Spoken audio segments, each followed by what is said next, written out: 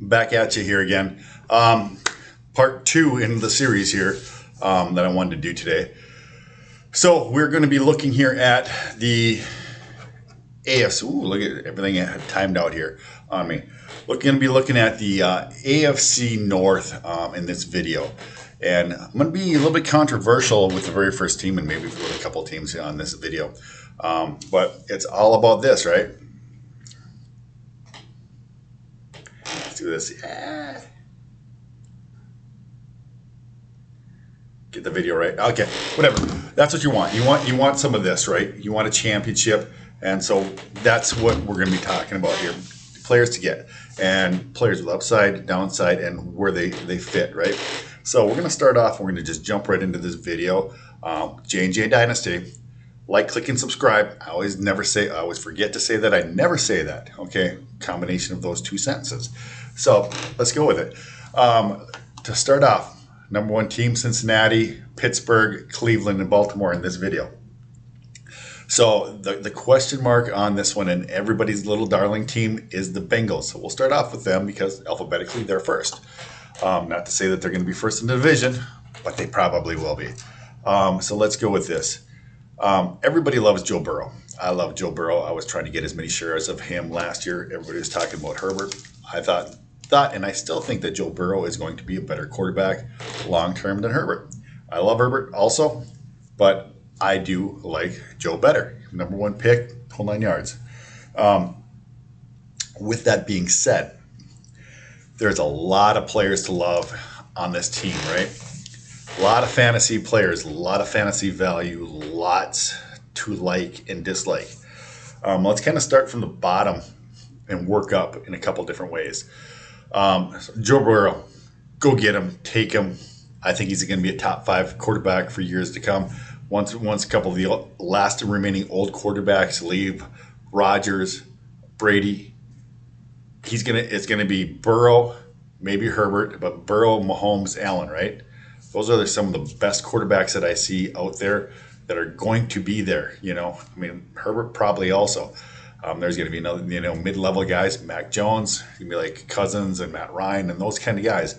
You're going to have your Konami code running wide receiver or quarterbacks too, but they're going to be flashes in the pan. If you want a guy who you're going to have on your roster in Dynasty for 10 to 15 years, go get you Joe Burrow. Go get you Herbert, right? Go get you Pat Mahomes, right? So that's that. Now let's just get a bit into the big 3 wide receivers. There's 3 wide receivers on this team that you're going to want, or even roster, right?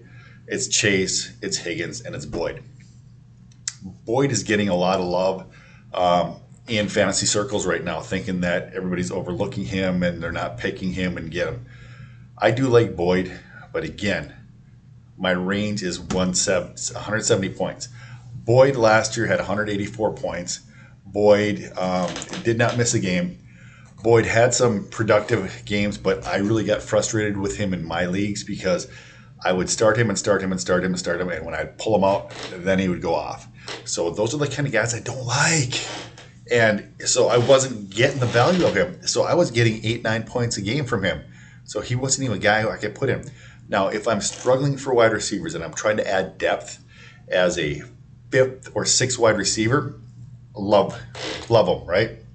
Because he has those opportunities to put up 20 points, 17 points.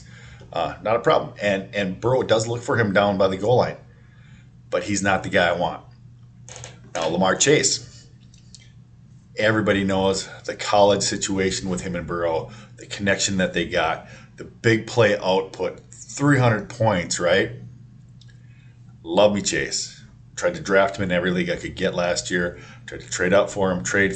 I love Chase. I don't think he's going to be the number 1 wide receiver there. I'm just saying it. I don't think he's going to be the number 1 wide receiver there. He's a big play guy. He's going to be a big play guy.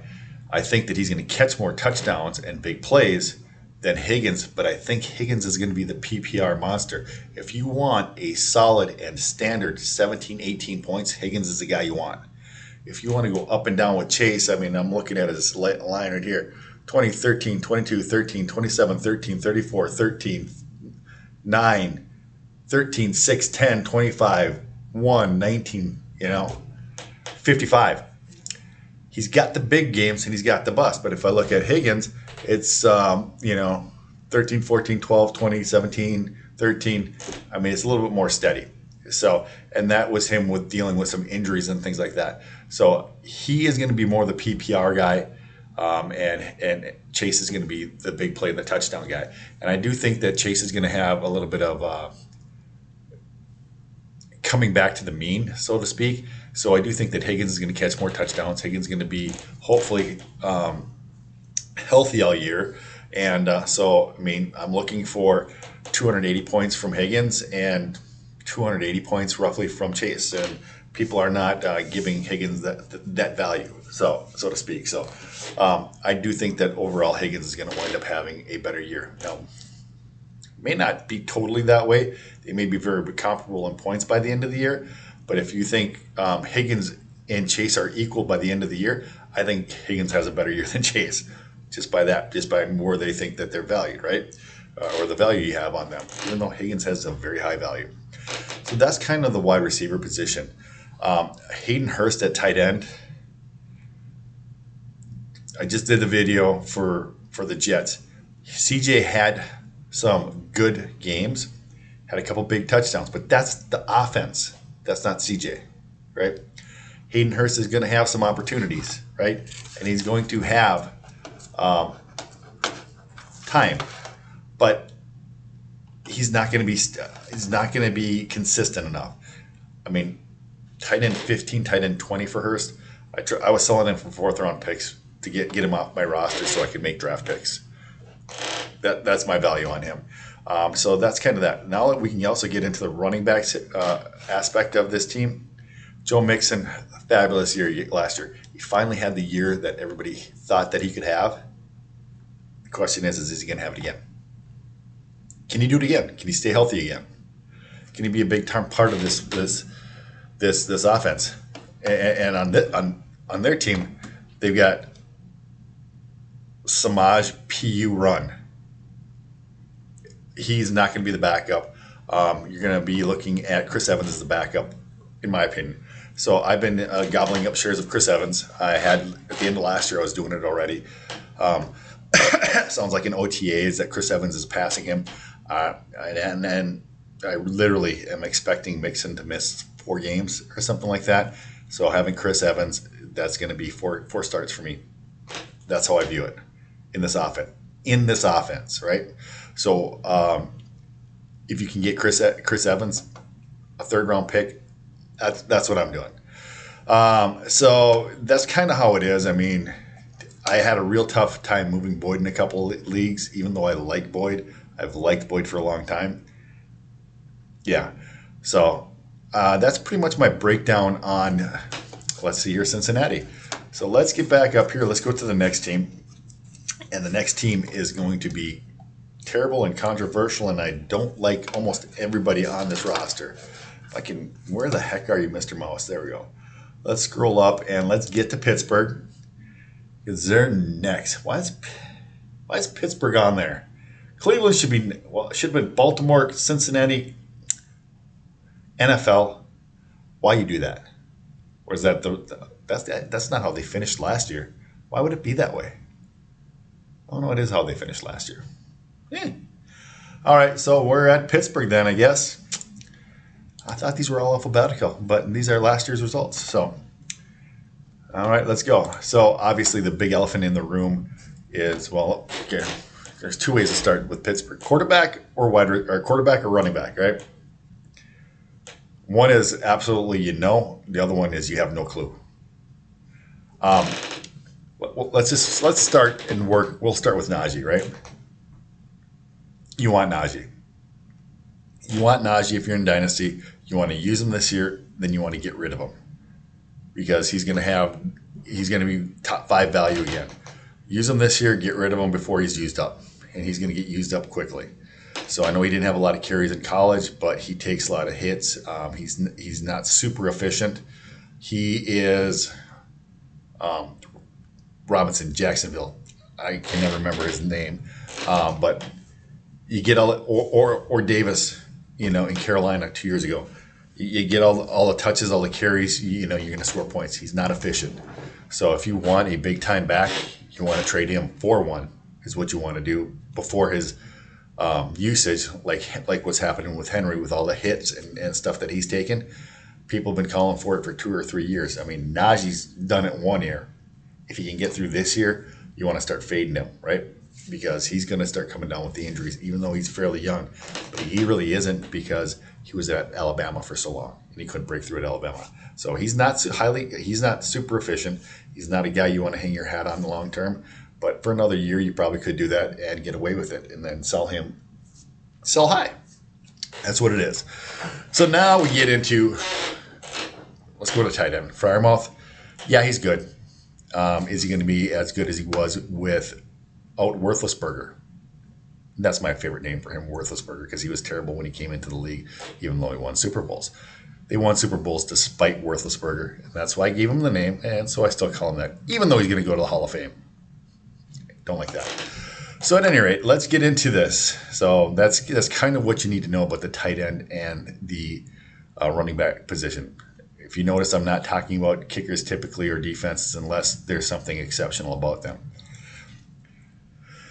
Which gets us into the reason why I really don't like Freiermuth either, is the quarterback play. You got Trubisky and you've got the rookie.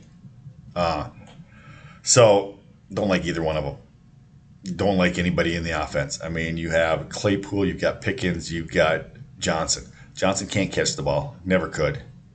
He can get open. He's a fine player.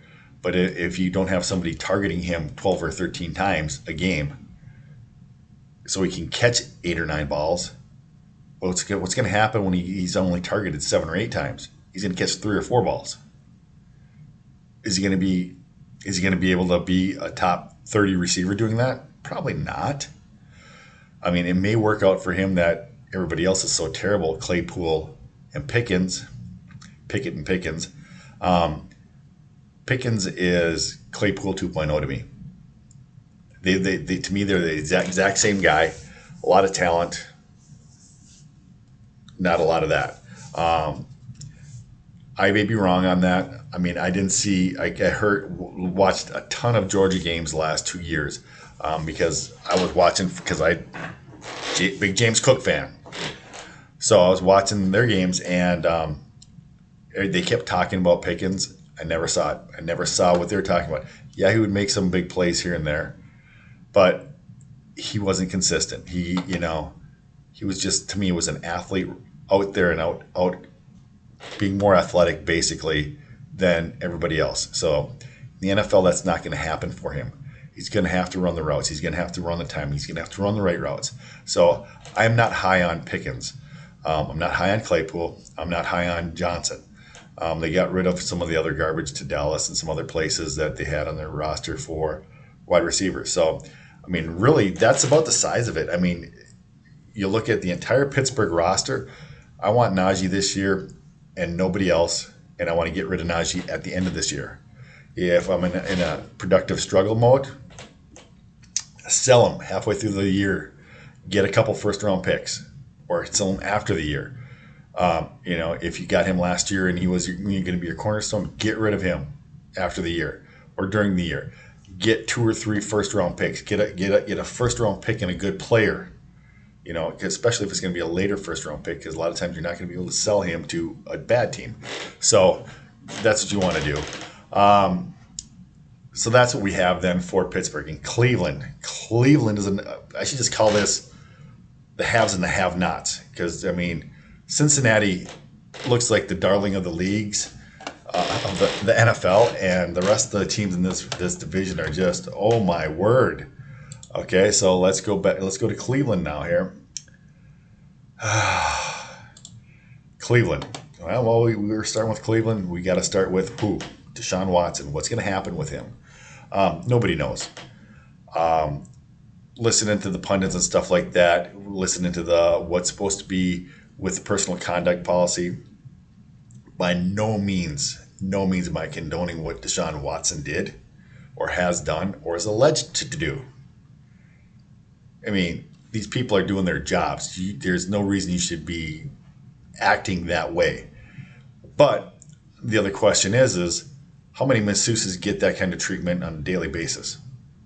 And that's not even from an NFL player. That's not even from a quarterback in the NFL.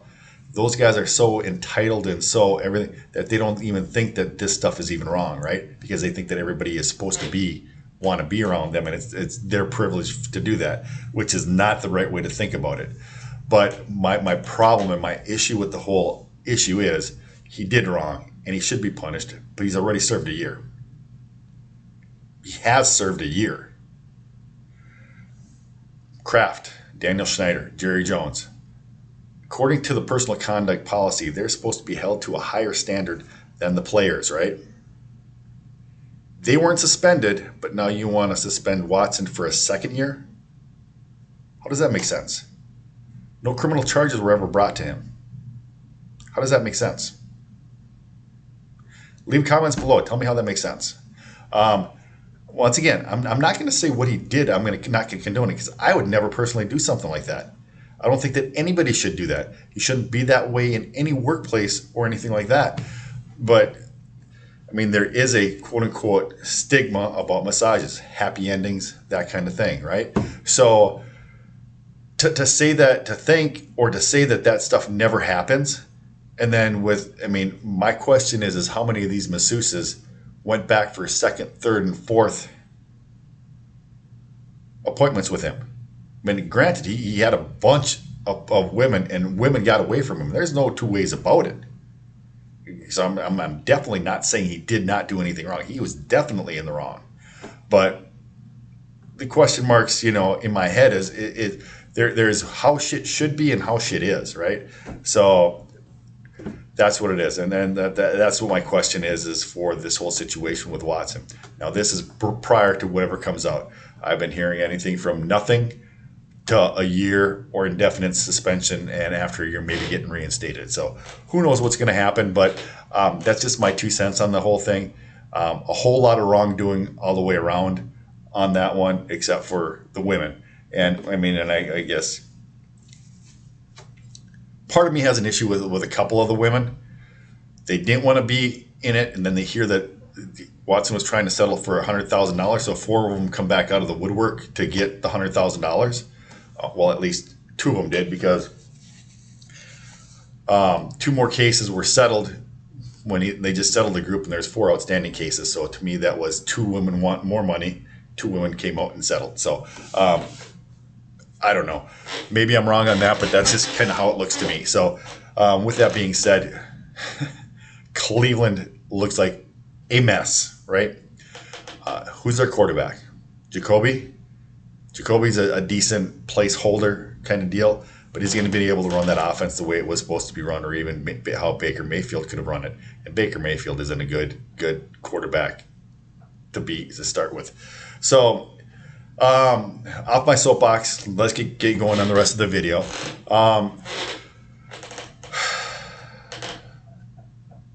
Last thing I got to say, Watson is supposed to be punished. He has been punished, but has he been punished enough? That's not for me to decide. I'm not God. So we'll let everybody else deal with that. There's a lot of blame to go all the way around. So, but there are innocent victims. People shouldn't be treated like that at work. Man, woman, whatever, it doesn't matter. It shouldn't be treated like that at work. Moving forward, quarterback. Don't touch one of these quarterbacks in Cleveland. Nick Chubb and Hunt. This is a very interesting backfield to me. Is it going to be the standard handcuff like it always has been? I was thinking that Hunt might have a better. If Watson was playing, Hunt would have a better shot at maybe even surpassing or usurping Chubb as far as points because of how he was playing last year before he got hurt. So, but Chubb, I think, could very well have a monster year this year, just for the simple fact that if they're not using Watson, if Brissett's in there, Chubb could get back to more of the offense that they had a couple of years ago, where he had a bunch of carries on first and second down, and he was breaking them off, especially at the end of the games, big runs. So Hunt, they do have a couple other guys. Ford intrigues me as a rookie, but not until next year. So he's a guy who I'm going to look at the end of the year and try to stash him on my roster. So when guys are on the IR at the end of the season, I'm going to pick him up and hopefully carry him through to see if there's something happens with Hunt, if they move him, if Chubb or whatever. And then you still have Dearness Johnson on the roster.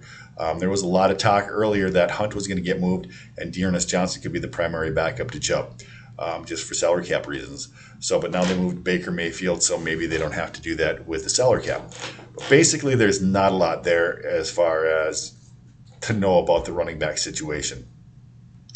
Wide receivers, I'm looking towards the bottom of what they have. Anthony Schwartz is a guy who intrigues me with the type of speed he has. He only intrigues me, though, if Watson's playing, because I think that he could easily be Fuller from a couple of years ago in Houston. He can fly, he can catch. If Watson can buy the time, can read the coverage, he can chuck it deep, throw it farther than the guys are going to think that he's going to be able to, and Schwartz will wind up getting it. Demeric Felton, I had some love for him last year. Tried to keep him on a bunch of rosters, but he kind of blew out his Achilles also. A lot of Achilles tears, and I'm personally thinking that it's the field turf, the rubberized field turf. You used to never see these Achilles injuries, but almost every roster has somebody who has an Achilles tear. It's just downright crazy. You used to see one every 10 years. Now you see 10 a year. What's the difference? I mean, all these guys are practicing on that stuff. That's the only thing that I can think of. It doesn't make sense, or does it? We'll see. So that Donovan Peoples-Jones, I do not like him. Him and Landry were the number 1 and number 2 all year. Granted, it was Baker Mayfield playing quarterback, but Donovan Peoples-Jones, people think that he had a good year. He had 103 points, averaged 7.9 points a game. Is that a guy you want on your roster? What is it, his third year? Let me take a look. Already, how many years is this? Yeah, this is going to be his third year. So 14 and 31 catches, 300 yards, 550. I don't think that that's a guy that you really want on your roster. I mean, I like Bell much more than him. And with Amari Cooper coming in, those are your 1-2, regardless of how it breaks down.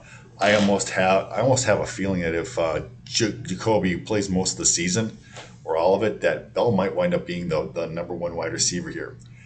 Being that I think that Amari will be running more of the deep ends.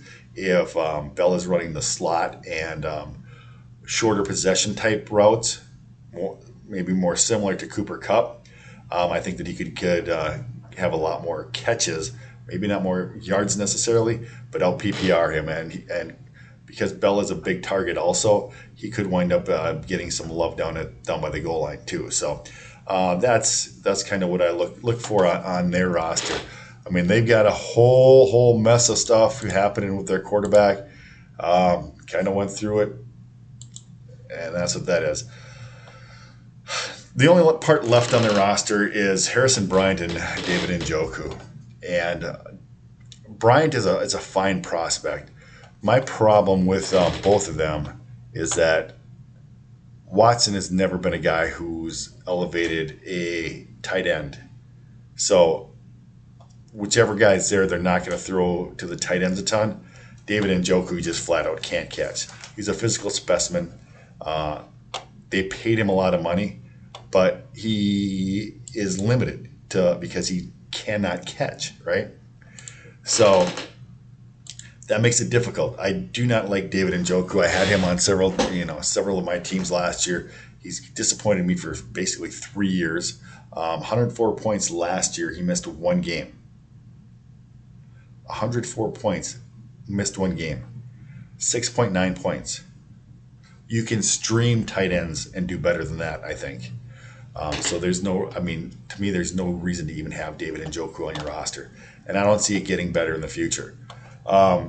Especially that they actually have upgraded their wide receiver position.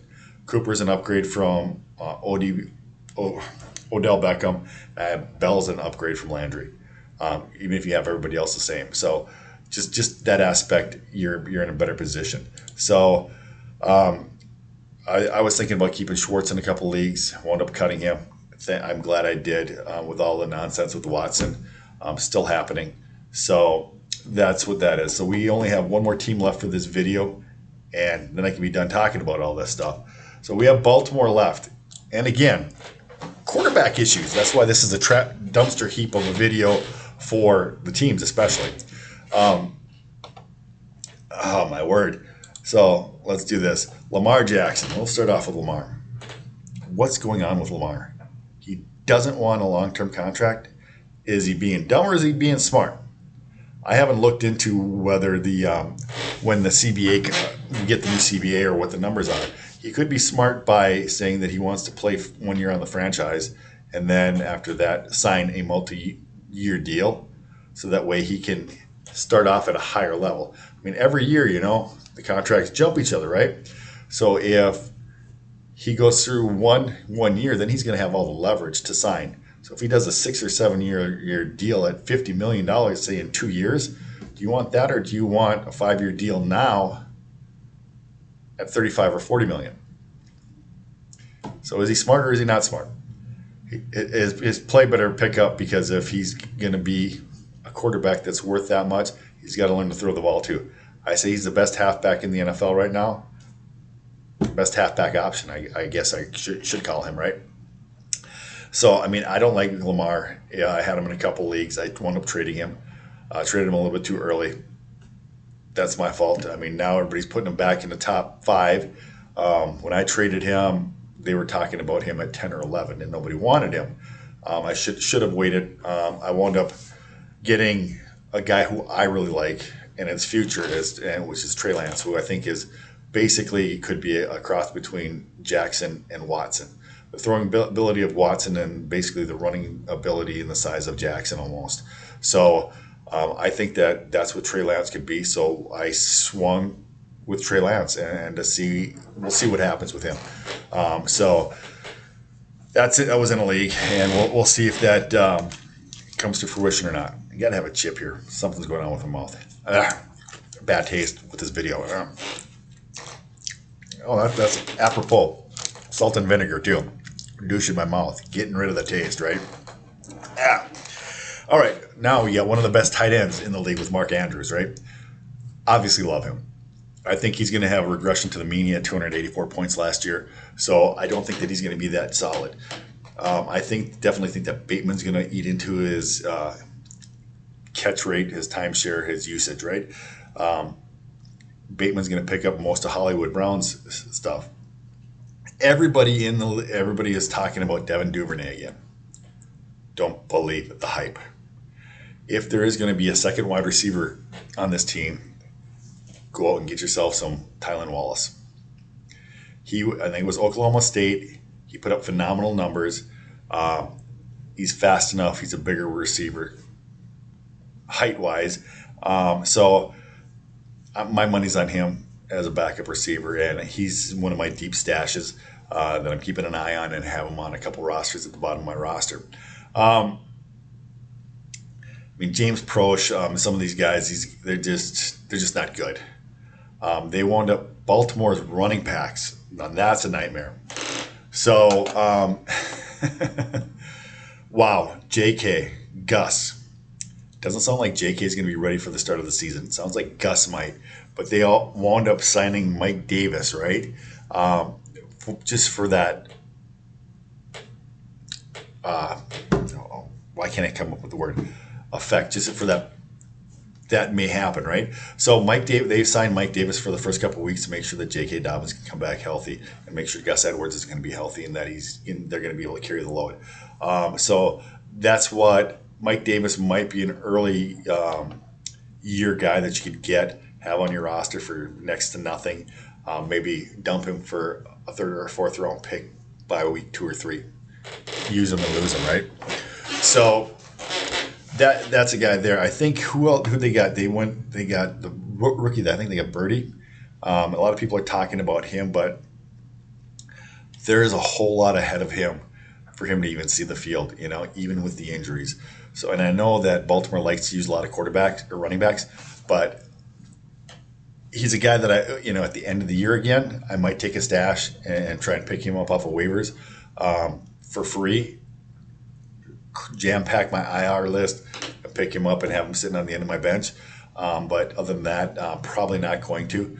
So that's kind of my take for Baltimore. Really quick, really polarizing roster for me. I mean, really, the only guy I like or want is Bateman. and that's meh. The running backs, I do like Gus as far as a backup running back. If you're going to have a backup running back, you want Gus. Gus, the last 2 years before his injury, he basically averaged 10 points a game. Now, that's a solid placeholder. That's a solid backup. If you have injuries, I mean, he's not going to win you leagues, but he's going to help you not lose them, right? So at 10 points a game at running back, again, you want 12 or 14. But if you can get 10 points from him every game, catching a couple passes, gets his 40 yards rushing, 30 yards receiving, 3 catches, and he's got his 10 yards, well, I mean, you can't go wrong with that. And he does it almost every game. So he's a solid backup. If you need an extra backup or a bye week emergency guy, he's really cheap. I mean, you probably pick him up for a 3rd round pick, and so go get him for that, just for that purpose alone. He might wind up having a couple starts at the beginning of the year. If J.K. Dobbins can't stay healthy, he can pick up a few extra. I've liked Gus better than Edwards, and I really liked him at the beginning of last year. I thought the year before that he looked like he was a better running back than J.K. Dobbins. So the problem with Gus Edwards right now is he's, I think, 27. Let me take a look. No, he's not out here because he didn't score any points last year. That's what the problem is. So, I mean, I look at him as a backup. If you get extra out of him, you get extra out of him. But that's what you want to do. You just want to pick him up and know his value, know his place. Some guys you're going to be picking up just because you can't have an all upside team. You're never going to win with that because they're not going to be consistent, right? If you had, God, let me think here. If you had Fuller, if you had Tyler Lockett, and who's another boomer bust, wide receiver, you got guys like that up and down your roster. You're going to win some games, and you might put up 250 points, but you also might be putting up 50 points in weeks. So, I mean, the question is do you put up 250 points then on the weeks when you're playing the good teams, and 50 points when you play the teams that are bad teams and sneak by wins both ways? I highly doubt it. So, I mean, those guys are the kinds of guys that are best ball guys, and you're not playing best ball, you're playing Dynasty. You're trying to me, you want good upside with your young guys and or players in situations. You want to guess right and get the value and get out of them. You're playing like the stock exchange. Najee Harris, ride him, use him, make money, make some dividends, get out. So I guess that's kind of the message for this video is, wow. I just don't even like this video. Still a bad taste in my mouth. Vinegar chip. Yeah. So I guess that's it. Like, click, subscribe, comment below. Yeah, ick. So we'll go about that, and from there, draining, literally draining, talking about that crap, and the rest of it. So I got the AFC South to go and the AFC West. I've already done the AFC East, right? AFC East. This is the NFC North. Or AFC North. You got the AFC South to do, AFC West to do, and then I'll tackle the NFC. So we'll see how that goes for today. But next video coming at you shortly, right? So until then, take care. Like, click, and subscribe. Tell your friends.